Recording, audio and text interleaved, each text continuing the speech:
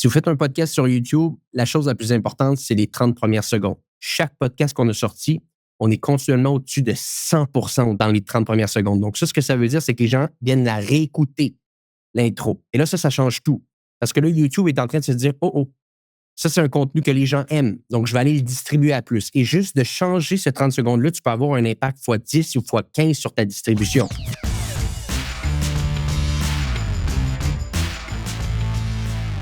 Donc, on est de retour sur le podcast Hypercroissance en mode discussion d'affaires. Jonathan Léveillé, toujours avec moi aujourd'hui, le 10 février 2025. Jonathan, comment vas-tu? Est-ce que les nouvelles du week-end, la semaine dernière, qui reviennent, qui changent, qui chamboulent, commencent à te donner mal à la tête? Et je parle ici, bien entendu, des nouvelles sur les tarifs douaniers, spécifiquement sur le domaine dans lequel que tu opères, le domaine de l'acier. Écoute, la réponse est oui. On ne sait plus trop sur quel pied danser d'une semaine à l'autre. On avait fait le message à l'ensemble de l'équipe la semaine passée, des différents scénarios. Finalement, il y a un recul du gouvernement sur les tarifs.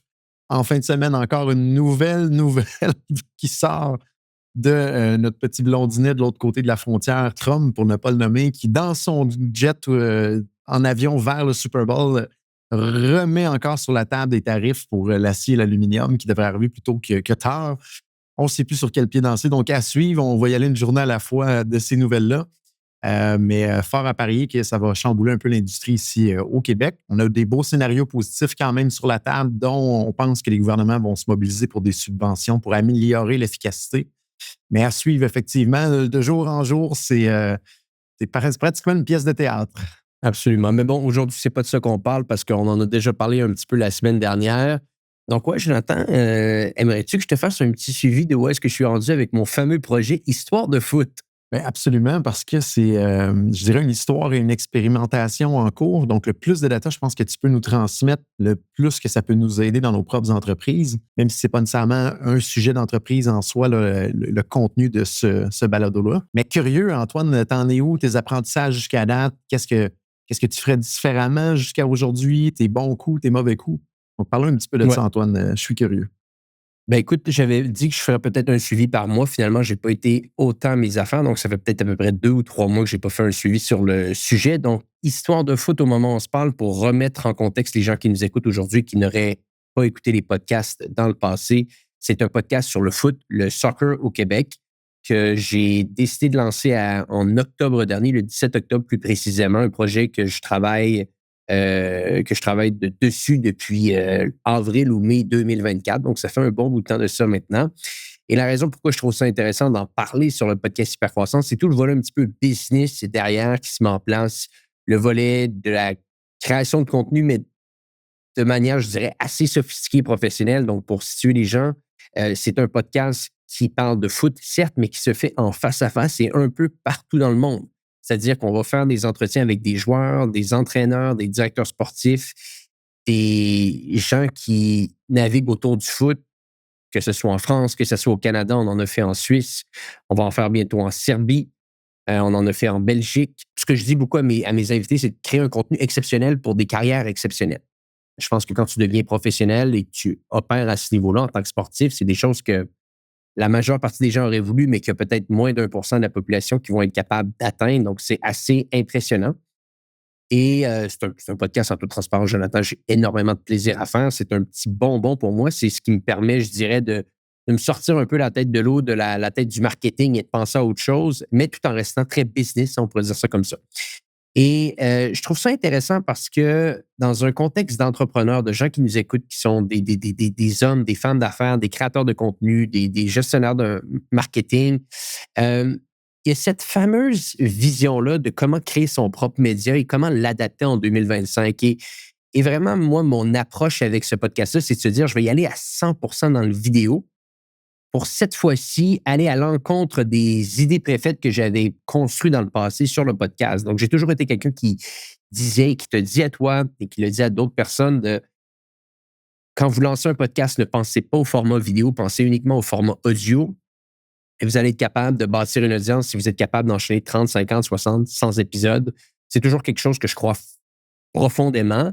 Mais à un certain point, à un moment donné, tu es peut-être un petit peu plus tu veux peut-être aller un petit peu plus vite.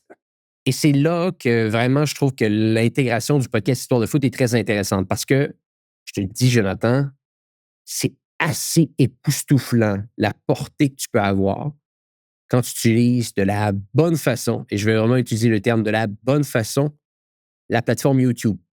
Et d'autres médias sociaux également que je pourrais parler, mais vraiment, jusqu'à maintenant, ça a été ma découverte. C'est assez frappant ce que ça peut te donner pour un podcast. Quand tu dis d'aller plus vite, je mettrais peut-être une bémol là-dedans, Antoine, sur ce que tu viens de dire, c'est faire un podcast en format vidéo, c'est beaucoup plus long à faire en termes. Oui. Il faut se déplacer, il faut que les salles soient disponibles, il faut coordonner des invités qui, des fois, seront peut-être pas facilement replanifiables. Si jamais il y a une problématique, toi, tu as fait un avion, tu t'es déplacé en avion. Donc, tu voulais aller plus vite, mais c'est beaucoup plus lent pour réussir à aller plus vite au final. Donc, on a un coach dans la business présentement qui nous dit ça, d'aller plus lent, ça nous permet d'aller plus vite au final. Absolument. Et c'est un peu le cas. C'est beaucoup plus long à faire. Ça te ralentit beaucoup dans la production. Mettons plus vite, c'est d'aller rejoindre plus de gens plus rapidement au final. Donc, de créer du contenu vidéo va permettre d'aller rejoindre plus rapidement plus de gens, mais c'est beaucoup plus de travail, autant sur ton horaire à toi que sur le reste de l'équipe qui Mhm. t'appuie là-dedans. Là. Est-ce que c'est Churchill ou Lincoln qui avait dit ça? Il se faisait poser la question s'il y avait 1 heure ou 4 heures pour couper un arbre, il passerait littéralement les premières 3 heures et 40 minutes à aiguiser sa scie pour s'assurer qu'elle soit la plus coupante possible pour, au final, couper son arbre. Donc, l'analogie que je veux faire un petit peu ici, c'est qu'à un certain moment, plus que tu fais du contenu, plus que tu fais quelque chose, peu importe c'est quoi dans la vie, tu es capable de comprendre exactement ce qui va pouvoir t'amener du point A au point B, et tu le sais. Il reste juste maintenant à le faire. Mais le faire, comme tu le dis, va être beaucoup plus de travail que ce que tu pouvais peut-être penser initialement parce que tu connais un peu le chemin. Et loin de moi la prétention de dire que je connais le chemin du podcast, mais j'en ai quasiment 1000 épisodes derrière la cravate. On arrive bientôt, Jonathan, il va falloir célébrer ça ensemble, notre 400e épisode sur le podcast Hypercroissance. J'ai quasiment 130 épisodes sur le podcast Commercialite. J'ai fait des centaines d'épisodes sur Social Scaling. Et j'ai été invité également sur plusieurs autres types de podcasts. Donc, quand j'abordais Histoire de foot, j'avais beaucoup plus d'expérience à le lancer, et je voulais également faire de quoi de différent. Donc, oui, c'est plus long. Je dois me déplacer partout. C'est beaucoup plus onéreux également, sauf que, effectivement, en mettant tout ce temps-là de préparation avant l'enregistrement, on peut dire ça comme ça, le résultat est à des années-lumière de ce que j'avais vécu dans le passé. Maintenant, il faut comparer des pommes avec des pommes. Un podcast sur le monde des affaires au Québec n'a pas un marché aussi gros que le monde du foot dans la francophonie. On parle littéralement de 2 galaxies totalement opposées. Ceci étant dit, les principes peuvent être les mêmes. C'est-à-dire que si le podcast Hypercroissance avait cette approche-là d'être totalement en vidéo, on se déplace, on crée des contenus exceptionnels en vidéo, on bâtit une infrastructure de shorts et de reels sur les différents médias sociaux. Je portais à croire que je pense qu'on aurait beaucoup plus de portée avec le podcast que ce qu'on a en ce moment. Je pense que je pense que c'est tout à fait logique de penser ça. Avec Histoire de foot, je voulais tester cette approche-là. Puis, la vérité, c'est que j'ai envie de te dire, Jonathan, aujourd'hui, je pense que si j'avais à me lancer un podcast maintenant en 2025, jamais je lancerais un podcast sans le vidéo. Donc, c'est pour dire un peu, mais bon, on pourrait mettre des nuances autour de ça, mais c'est pour dire à quel point que ça a été quelque chose qui m'a ouvert les yeux. Est-ce que tu aimerais que je te partage peut-être un peu les chiffres et les différentes révélations qu'on a autour de ça? Oui, j'aimerais savoir, Antoine, t'en es où sur les différentes plateformes? Parce que quand on s'est parlé la dernière fois sur le podcast, j'avais beau rechercher sur Google l'histoire de foot, c'était même pas indexé. Je tape aujourd'hui Absolument. histoire de foot, vous tombez premier dans les résultats de recherche, ça nous amène sur YouTube. Je vois quelques chiffres sur YouTube, au-delà de 300 000 vues jusqu'à date, mais je serais curieux de voir l'ensemble de l'œuvre sur toutes les plateformes, puis un peu qu'est-ce que ça a donné comme résultat. Là. Oui, ben le business case de l'histoire de foot, donc ça, c'est important de comprendre que c'est pas une œuvre de charité que je suis en train de construire parce que c'est, comme je l'ai dit, c'est beaucoup d'investissement pour arriver à quelque chose. Le business case de l'histoire de foot, en premier lieu, c'est de trouver d'ici les 24 premiers mois de son lancement, et si possible, entre le 12 et le 24 et le 24e mois, pas après le 24e mois, une source de financement publicitaire pour le podcast. Donc ça, c'est le business case numéro 1. Parce que ce podcast-là va me coûter, je te dirais, allez, peut-être entre 7 et 12 000 par mois, tout dépendant des mois. OK? Je pense qu'on pourrait aller encore plus loin si on investit plus. Donc, c'est sûr à un certain point que cet investissement-là va devoir être rentabilisé par des placements publicitaires de marque.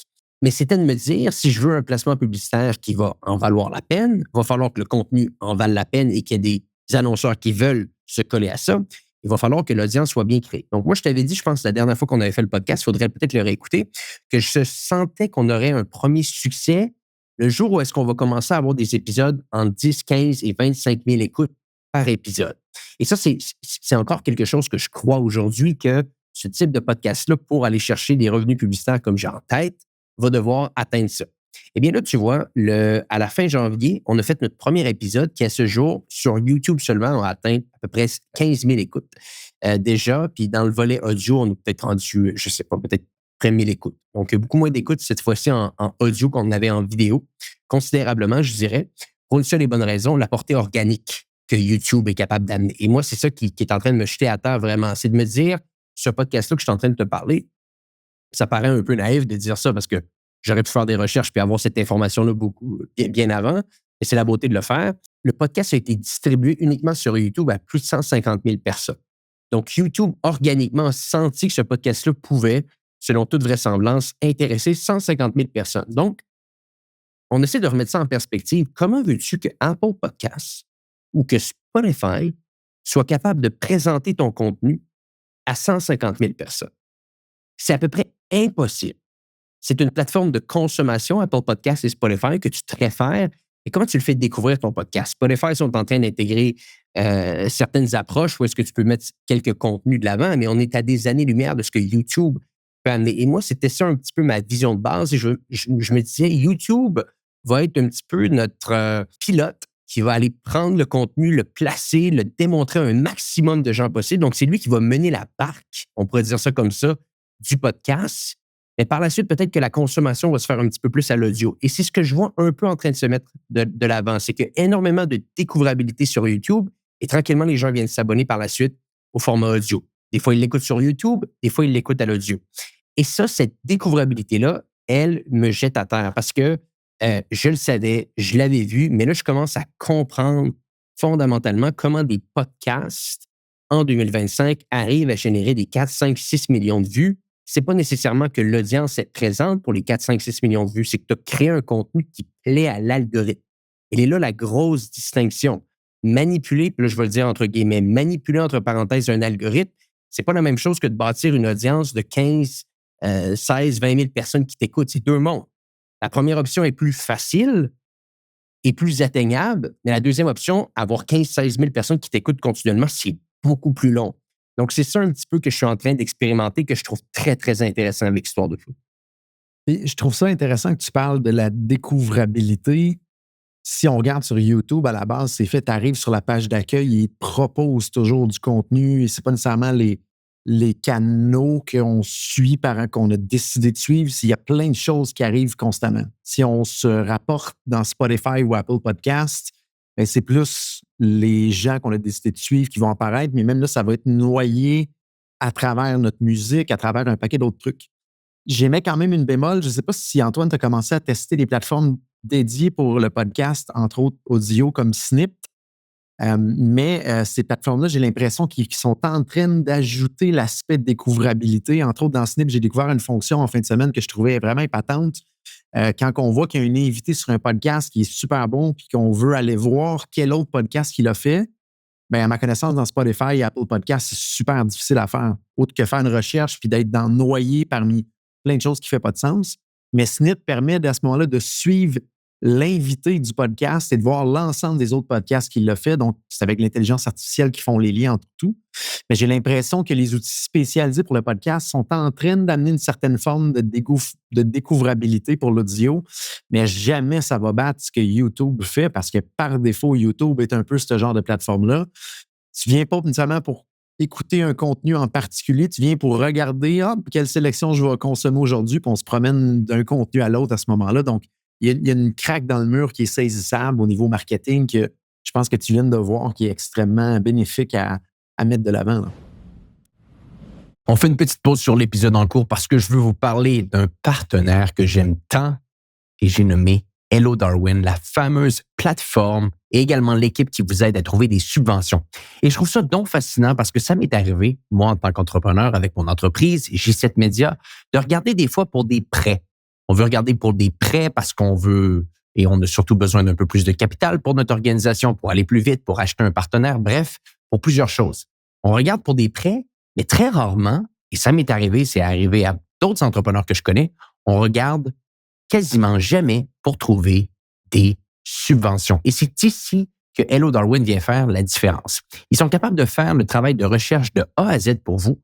Ils sont également capables de vous conseiller sur les meilleures subventions pour votre organisation. Et c'est une plateforme qui est capable de vous donner en temps réel accès à près de 2000 subventions canadienne avec des possibilités de trier selon les critères de votre entreprise. Bref, je l'ai testé, des amis à moi l'ont testé, des auditeurs du podcast l'ont testé et ils adorent. Et il y a plusieurs subventions que vous allez être capable d'avoir avec Hello Darwin. Vous pouvez avoir des subventions, et c'est ce que je voulais vous parler aujourd'hui, de transformation numérique.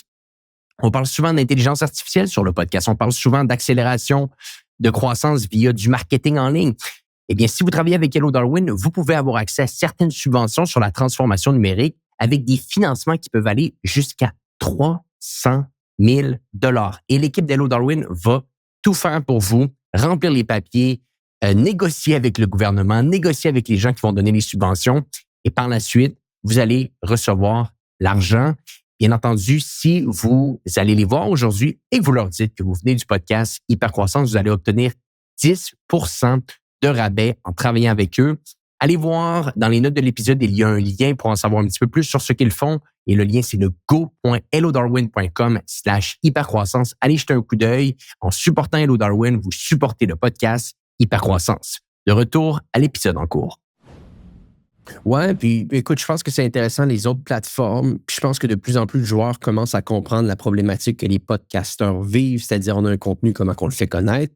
Et peut-être que certains joueurs vont se placer, mais il y a cette fameuse question de la masse critique. Il n'y a pas beaucoup de joueurs sur le marché qui ont la masse critique pour vraiment être capable d'offrir toute cette portée-là. Et essentiellement, YouTube agit comme un média social, c'est-à-dire qu'au moment que tu t'y attends pas, tu vois un contenu se populer dans ton fil d'actualité YouTube et tu vas le consommer. Et, mais c'est donc puissant. Et c'est là qu'il y a eu un petit peu, je réutilise le terme que tu as utilisé, la craque dans le mur que les podcasteurs ont pris. YouTube, à la base, c'est pas une plateforme pour les podcasteurs, c'est une plateforme pour les créateurs de contenu vidéo. Mais là, à un moment donné, les gens se sont dit, ben, quel type de contenu, une plateforme autant puissante que YouTube pourrait aimer? Ben, peut-être un contenu vidéo long. Un contenu vidéo comme une entrevue. Et là, c'est là qu'il y a le point intéressant qui s'intègre, c'est que souvent, un podcast, c'est long. Donc, tu as 10% des gens qui vont écouter un podcast de 2 heures, ça reste 20 minutes. Ben 20 minutes pour YouTube, s'ils savent que quelqu'un, quand il va écouter un contenu 20 minutes, ils vont prendre ton contenu puis ils vont le démontrer à un maximum de gens possible parce qu'ils se disent, ça, c'est un contenu qui nous permet de garder un utilisateur sur la plateforme. Plus longtemps l'utilisateur est sur la plateforme, plus longtemps on est capable de le monétiser. Puis ça, tu vois, ça m'amène, Jonathan, à un point qui est intéressant, c'est que si les gens pensent demain matin vouloir se lancer dans le contenu vidéo, de bonne idée. Moi, je vais vous donner quelques métriques peut-être à utiliser puis quelques trucs qu'on a appris qui nous ont vraiment, vraiment aidés. Donc, si vous pouvez le faire et que vous avez les moyens de le faire et que logistiquement, ça fonctionne, faites les podcasts dans un beau studio. C'est-à-dire que vous ne faites pas de podcast dans un beau studio juste pour bien paraître ou quoi que ce soit. C'est simplement que YouTube va préférer ça à n'importe quel type de contenu qu'on peut avoir en vidéoconférence. C'est même pas comparable. C'est même pas comparable. Et si vous ne le faites pas, ben regardez les plus gros podcasts au monde. Les plus gros podcasteurs au monde, qu'est-ce qu'ils ont en commun? Moi, j'ai analysé ça quand j'ai lancé Histoire de foot. De un, ils les font en contenu vidéo. De deux, ils ont une fréquence qui est au minimum une fois par semaine. Puis de trois, ils ont un sujet qui est grand public. Donc, si tu prends les Diary of a CEO, les Joe Rogan, de ce monde, les Lex Friedman de ce monde, ils n'ont pas un sujet particulier. Ils ont un sujet qui est très grand public, vidéo, dans un très, très beau studio. Puis, bien entendu, c'est des conversations qui sont excessivement intéressantes. Donc, ça, c'est le point 1. Je pense que c'est important de comprendre. Si on veut se lancer dans le volet vidéo, on doit bien le faire. On doit comprendre qu'est-ce que les gens consomment. Et je pense que c'est un autre point qui est important de mentionner. Et ça, je l'ai appris en faisant Histoire de foot. Les gens, Jonathan, des contenus vidéo sur YouTube et les podcasts vidéo, ils les écoutent sur leur télévision. Ils les écoutent sur leur télévision. Donc, nous, en ce moment, la consommation numéro 1, ça reste le téléphone sur YouTube, mais le numéro 2, c'est le téléviseur. Donc, c'est pour dire un peu, est-ce que tu vas écouter une vidéoconférence sur ton téléviseur? Je pense que poser la question, c'est y répondre. Hein? Donc, ça, c'est très, très important de considérer que la dynamique de consommation, en tout cas, du moins pour nous, et je pense que ça doit être le cas pour beaucoup de podcasts vidéo, est sur le téléviseur. Donc, de juste commencer à penser vidéo, à penser format télévision, à penser contre qui que vous vous battez. Quand il y a quelqu'un qui est assis chez lui, sur son sofa et qui regarde la télé, contre qui que vous vous battez? Vous vous battez contre des très, très belles productions. Vous n'avez pas le choix d'être au même niveau si vous voulez à un certain point qu'ils puissent considérer cette consommation-là dans sa cédule de contenu. Là. Et à très, très haut niveau, je serais curieux d'avoir ton opinion, Antoine. Créer un podcast audio, combien ça coûte en budget très, très, très haut niveau? Combien ça coûte, selon toi, d'arriver à un podcast d'une belle qualité au niveau vidéo? Juste pour qu'on puisse situer l'audience là, entre le côté coût, puis après ça, les gens pourront découler le bénéfice potentiel pour eux, mais je pense que ce serait quand même important d'avoir cette opinion-là. Là. Bon, un podcast à distance, ça coûte quasiment rien, hein, on est d'accord. Tu achètes un micro, 100, 200 $, peut-être un petit peu plus si tu as un micro plus de qualité. Soit tu le fais seul ou tu le fais avec quelqu'un. Tu utilises un logiciel comme Riverside, 50 $ par mois à peu près. Riverside, peut-être même un peu moins, je ne sais pas. Tu fais l'entretien à distance, puis après, tu as peut-être quelqu'un qui fait une post-production, puis des fois, tu n'en as pas. Une post-production, ça peut coûter peut-être 100 $ par épisode. Donc, vous voyez, au final, pour un épisode, 100, 115 $. Je vous amène dans le vidéo maintenant et la vérité, c'est que le vidéo, ça s'est excessivement démocratisé également. Puis je vais en parler même sur le podcast, puis j'ai aucune affiliation avec eux, je ne gagne aucun argent en disant ça, mais il y a des gens qui nous écoutent au Québec pour le podcast, il y a des gens qui nous écoutent à Montréal. Si vous cherchez un bon studio de podcast, allez voir les gens chez Studio SF. Ce qu'on a été capable de construire à Saint-Henri, c'est exceptionnel. Là. Moi, quand je viens au Canada et que je suis à Montréal, c'est là-bas que j'enregistre tout. Tu vois, aujourd'hui, on est le 10 février 2025. En après-midi, de 16h30 jusqu'à 22h ce soir, j'ai 2 podcasts là-bas pour Histoire de foot. Et ils ont vraiment été capables de comprendre ce que le podcasteur recherche, c'est-à-dire, ils arrivent, ils ont 3 ou 4 salles de studio. Tu t'installes, tu peux mettre un petit peu de décoration très rapidement. Puis, ils ont un système de caméra automatique qui fait en sorte que les caméras sont capables de repérer qui est en train de parler. Donc, automatiquement, le focus va aller sur la personne qui parle. Si les 2 personnes parlent en même temps, tu as un plan large, etc. Donc, ce qui fait, c'est que ça crée une économie de coût où est-ce que tu n'as pas nécessairement besoin d'avoir quelqu'un qui, en temps réel, est en train de faire toutes les modifications sur le montage. Hier, j'étais à Ottawa, le 9 février, dimanche le 9 février, je faisais un podcast. Et là, tu sais quoi, j'avais même personne sur place. Je suis rentré dans une salle, il y avait, avec mon invité, j'étais capable de changer un petit peu l'éclairage directement. Je pouvais mettre quelque chose sur la télé. Je faisais un bouton, ça enregistre à 4 caméras en 4K et je termine out et j'ai toutes les pièces qui sont renvoyées 24 heures plus tard chez moi. Il n'y avait personne dans le studio. Donc, pourquoi je te dis ça? Parce que je reviens à cette question de prix. C'est pas ce qu'on pense. C'est-à-dire que moi, hier, pour 3 heures de studio, ça me coûtait peut-être 350 $. Aujourd'hui, peut-être pour 2-3 heures de studio, je dirais à peu près peut-être entre 150 et 200 $ de l'heure. OK, pour des studios comme ça. Mais c'est quoi, là, 150, 200 $ de l'heure pour aller compétitionner contre du Netflix? Et je le dis avec énormément d'humilité, mais de se dire, si on écoute un podcast sur la télévision, c'est qu'avant ou après, on a peut-être écouté ces séries Netflix, Disney-là. Donc, pour compétitionner là-dedans, ou pour du moins s'intégrer dans la discussion, c'est quoi 200, 400 $? Donc, c'est pas tellement cher. Moi, personnellement, ce qui nous coûte très, très cher, c'est les déplacements. C'est pas compliqué. C'est-à-dire que on a pris le pari d'aller rencontrer les joueurs où est-ce qu'ils vivent. Se déplacer, quand tu habites en Espagne, se déplacer au Canada, vous connaissez à peu près les billets d'avion. Après, il y a les logements qu'il faut rester ici. Quand je suis en Europe, c'est pas vrai que tous les joueurs que je veux parler habitent à Barcelone. Des fois, je les fais venir, donc je paye le billet d'avion, je paye les hôtels. Donc, c'est tout le à côté du podcast Histoire de foot qui coûte cher. Sinon, moi, j'ai une personne vraiment quasiment qui travaille 50 à 60 % de son temps dans mon équipe sur Histoire de foot. Mais après, le reste, c'est partagé avec du J7 et autre chose. Donc, en termes de ressources humaines, j'ai certains collègues de mon équipe, mais qui travaillent sur d'autres projets en même temps. Le vrai gros coût, c'est les déplacements, c'est les hébergements, puis un petit peu de studio, je te dirais, dans tout ça. Donc, c'est pas hors de prix.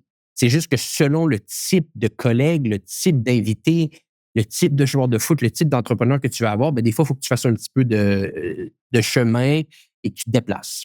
J'ajouterais peut-être une petite bémol pour ceux qui nous écoutent. L'aspect post-production, il y a quand même, tu sais, toi, tu as la chance d'avoir quelqu'un à l'interne qui le fait ou il y a des collaborateurs externes aussi. Mais j'ai l'impression qu'un podcast, pas l'impression, on le vit ici, là, on fait un mix de podcast audio puis d'autres vidéos.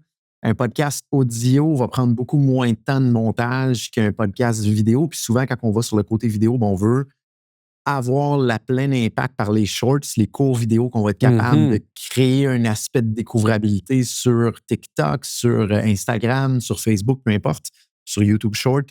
Donc, j'ai comme l'impression pour le même contenu, quand on amène l'aspect vidéo, il y a un ratio là, x3, x5 de coûts supplémentaires si on calcule tout de A à Z avec les déplacements, le montage, tout le reste. Ma grande question, c'est au niveau de l'impact, j'ai comme l'impression que c'est beaucoup plus que x5 au final. Fait que si on fait le coût-bénéfice, c'est 3, 4, Ouais. 5 fois plus cher, mais on va aller chercher 5 à 10 fois plus de reach au final, là. Exact. Puis regarde, là, peut-être qu'on peut rentrer un peu dans le dur ici, des points intéressants. Donc, je vais peut-être donner quelques trucs aux gens qui nous écoutent. Donc, de un, dans les apprentissages qu'on a fait, il y a à peu près 3-4 métriques vraiment importantes à regarder sur YouTube. Je vais commencer avec la première que je vous invite vraiment à considérer quand vous faites du vidéo pour avoir cet impact-là. Si vous faites un podcast sur YouTube, la chose la plus importante, c'est les 30 premières secondes. Puis je pourrais même argumenter en disant peut-être les 10 premières secondes. Mais vous allez uniquement avoir une réponse de YouTube selon vos 30 premières secondes. Ça, c'est quelque chose qu'ils vont vous dire. Ils vont vous dire sur le nombre de personnes qui commencent le vidéo, quel est le pourcentage des gens qui l'écoutent 30 secondes plus tard. Donc, ça vous donne un peu une ordre d'idée. Juste pour te donner un peu de contexte, Jonathan, quand on a commencé le podcast Histoire de foot, qu'on ne comprenait pas exactement ce qu'on faisait pour ce qu'on appelle nos trailers, parce qu'on a des trailers très, très travaillés au début du podcast pour donner envie aux gens d'aller écouter le podcast vidéo, on avait à peu près 30-35% des gens après 30 secondes qui écoutaient le podcast. Maintenant, on a pris un pas de recul, on a étudié, on est allé voir ce que les autres faisaient, on a compris un petit peu comment mettre ça en place. On a une structure en 4 étapes maintenant qu'on travaille.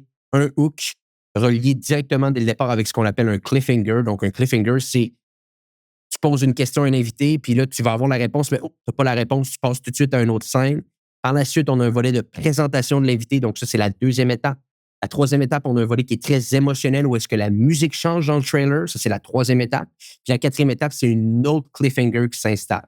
Donc, on a une structure en 4 étapes qu'on met en place qu'on essaye de cadrer dans 1 minute et 1 minute 10. Depuis qu'on a mis ça en place, Jonathan, chaque podcast qu'on a sorti, on est continuellement au-dessus de 100% dans les 30 premières secondes. Donc, ça, ce que ça veut dire, c'est que les gens viennent la réécouter, l'intro. Et là, ça change tout. Parce que là, YouTube est en train de se dire, oh, ça, c'est un contenu que les gens aiment. Donc, je vais aller le distribuer à plus. Et juste de changer ces 30 secondes-là, tu peux avoir un impact x10 ou x15 sur ta distribution. Donc, le temps que tu mets de plus de préparation ici change tout. La deuxième chose qui est importante de considérer, c'est au niveau du click-through rate. Donc, on va faire ça simple. Si votre podcast est présenté à 1000 personnes et que vous avez un click-through rate de 1%, tu auras compris, il y a 10 personnes qui vont écouter le podcast sur 1000 personnes reçues. Mais si tu as encore une fois une distribution à 1000 personnes, mais là, ton click-through rate est à 5%, donc 5 fois plus, là, automatiquement, tu tombes à 50 personnes qui vont l'avoir vu. Okay? Donc, ça, c'est très, très simple à comprendre. Le click-through rate est impacté par... Bon, les spécialistes YouTube vont vous dire 2 choses. Moi, je vais vous dire 3 choses. 1, la chose la plus importante, c'est le brand. OK? C'est-à-dire que si vous avez un bon brand, les gens vont écouter le contenu. Donc, tout le monde dit, ouais, c'est le thumbnail, c'est le titre. Allez voir le podcast que Joe Rogan a sorti avec Donald Trump. Il n'y a pas de vignette, il n'y a pas de titre. C'est un podcast qui a fait 70 millions, 80 millions de vues, OK? Et qui doit avoir un click-through rate à 7, 8, 9%. Pourquoi? À cause du brand. L'annonce de Trump, de Rogan ensemble, on sait que ça va être un contenu explosif. Personne ne peut battre ça. Tu dois avoir le meilleur thumbnail, le meilleur titre. Le brand va toujours surpasser tout. Donc, ça, c'est clair, net et précis, puis c'est pas tellement difficile à comprendre. Par contre, si tu rentres un petit peu dans le volet micro, technique, tactique, oui, tu as le thumbnail et tu as également le titre, que les deux doivent se parler ensemble. Donc, nous, ce qu'on a été capable de comprendre, c'est que le titre doit absolument être en adéquation avec le thumbnail et le thumbnail doit être relié sur quelque chose, encore une fois, émotif, où est-ce que tu te poses des questions. Donc, il y a quand même un très, très bon travail qui est fait sur les thumbnails. Donc, ça, c'est la deuxième chose. Et je vous le dis, si tu peux avoir au-dessus de 100% des gens qui écoutent après 30 secondes, tu as un click-through rate qui est à peu près à 5%, là, tu ne fais plus un x2 ou un x3 sur ta distribution. Tu peux faire un x50. C'est assez exceptionnel. La dernière chose qui est la plus importante de tout, c'est ta rétention. C'est-à-dire que si tu as un contenu qui dure 1 heure et que sur le contenu d'1 heure, les gens l'écoutent 1 minute, ben là, YouTube se dit, les gens ne trouvent pas intéressant ton contenu. Donc, il faut que tu trouves une manière de faire en sorte que les gens l'écoutent longtemps. Dans un podcast, tu n'as pas vraiment d'option, il faut que le contenu soit bon. Mais dans des contenus YouTube très, très travaillés, tu peux dire « Hey, je vais vous dire un secret à la fin, restez avec nous. » Donc, tu peux jouer un petit peu avec l'algorithme comme ça. Dans un podcast, tu ne peux pas vraiment le faire. Mais si tu es capable de mixer une bonne rétention avec un bon click-through rate, puis un très, très bon premier 30 secondes, nous, ce sont les 3 choses vraiment qu'on regarde après chaque podcast. C'est là vraiment que tu peux voir une croissance dans tes écoutes. Puis on le voit depuis plusieurs semaines maintenant. Ça a un gros impact de regarder ça, là. Et on commence à voir une tendance des grands podcasteurs à effectivement beaucoup pousser sur YouTube, mais à faire des longs podcasts de 1h30, 2 heures, 3 heures et de reprendre des courtes, et je mets entre guillemets courtes sections là, de 30, 40 minutes et de renvoyer ces courtes sections-là sur YouTube et sur d'autres plateformes. Je serais curieux de savoir si tu as commencé à le tester, d'extraire des sections, des moyennes sections de tes longs formats pour voir si YouTube mord à l'hameçon et réussit à créer un autre effet de levier supplémentaire. Là. On a testé de le faire, mais nous, on a vraiment testé de le faire au début du podcast, donc au moment où c'était pas tellement connu, puis c'est pas encore tellement connu non plus, Histoire de foot, mais on n'a pas eu les résultats escomptés et ça demandait beaucoup de travail, donc on a arrêté de le faire. À voir, peut-être dans le futur, on va le recommencer, mais par contre, peut-être ça m'ouvre une porte, peut-être je terminerai là-dessus. Tout ce qui est médias sociaux, c'est assez exceptionnel ce que tu es capable d'aller chercher quand tu as un podcast vidéo. Donc, nous, on est très, très à fond en ce moment sur Instagram, sur TikTok, puis regarde, j'ai des chiffres devant moi.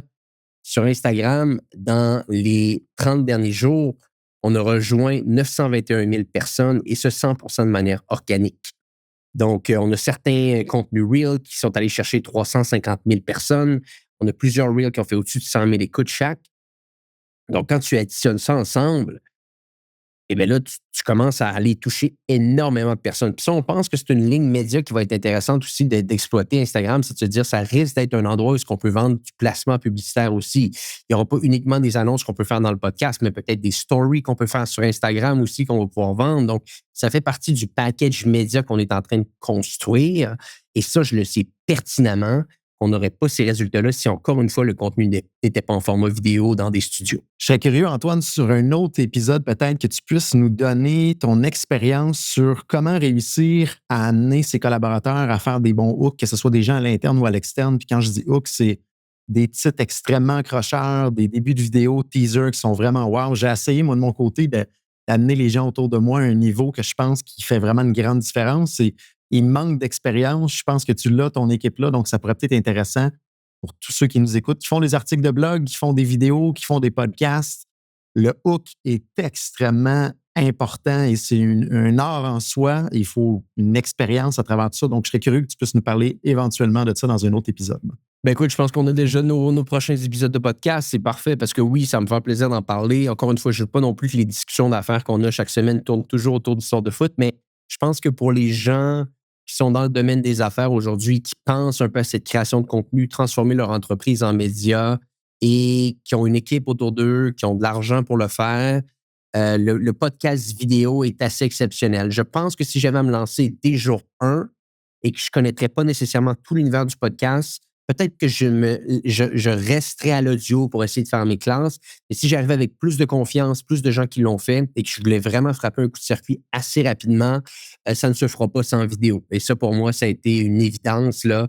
Récemment, je pense que les gens qui arrivent à uniquement gagner grâce à l'audio, il n'y en a pas beaucoup. Et ils sont même durs à trouver, en toute transparence. Là, ce serait difficile même d'entourer ces gens-là. Et également, soyons honnêtes, au-delà des algorithmes là, qu'on essaie peut-être de manipuler, juste la qualité d'une conversation. C'est incroyable ce que tu peux avoir en face-à-face comparativement à l'affaire en vidéoconférence. Je pense que nous, on fait quand même un bon travail de pouvoir garder ce court, simple.